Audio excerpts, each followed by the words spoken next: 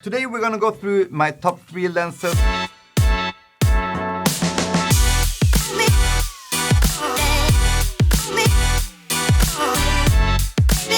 So 2 Tamrons, 2 Sonys. Of course the Sony one is always gonna be a little bit better. I haven't had any issues at all with the Tamron. This is my recommendation, what I would do if I was totally new to this kind of business. So let's get into it.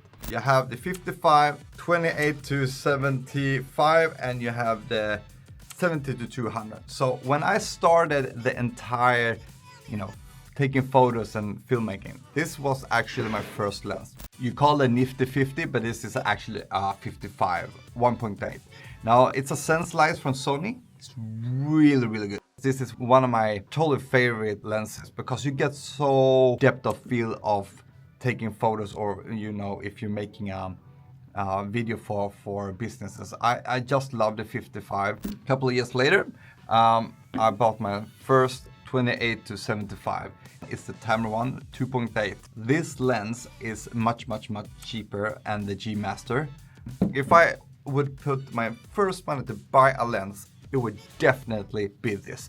This lens is my really go-to when I'm creating the most of my content for companies today. The reason why is you get as low as you can to 28 when it comes to the width, and when it comes to the zoom you got into the 20 or 75.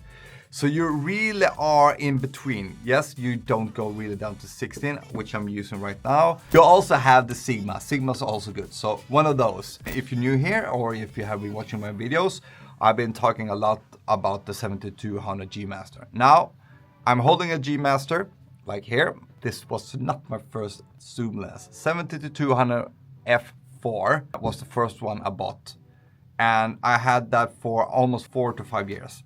Love the lens, but I was so much into filming on people on stage that sometimes when it was really dark and it was really light, I needed the autofocus to really nail it all the time because I'm so relying on the autofocus when it comes to the lens. So I made a decision to go to the 70-200 2.8, the G Master version 2. When you want to buy a lens, try a cheaper one. So if you want to buy a 70-200, instead of paying almost $3,500 for a lens, go for the cheaper version first for about $1,200 to see if you're actually going to use it. I have at the moment 17-28 Tamron lens, a wide lens. So you have the really wide depth, a medium, and a zoom lens.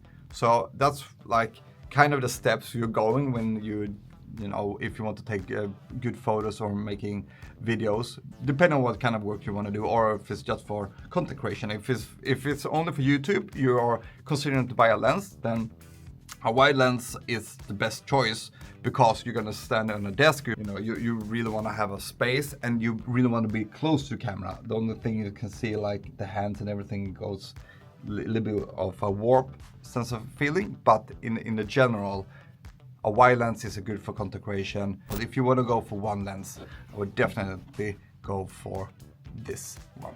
Sony, Tamron, Sony, Tamron. So I have 2 Tamrons, 2 Sonys. Of course, the Sony one is always going to be a little bit better when it comes to communication with the camera. I haven't had any issues at all with the Tamron, so I can recommend this enough. It's a good price. You get a lot of you get a lot of lens for the money, bang for the buck, as you so to speak. And yeah, I hope you guys like this and make a good buying decision, because there's a lot of lenses out there, and yeah, you're always trying to figure out which lens will fit your needs the most, and we all had different needs. So I hope you guys like this video, and if you have any questions, leave a comment below and I will answer as good as I can. Love you guys. Peace out.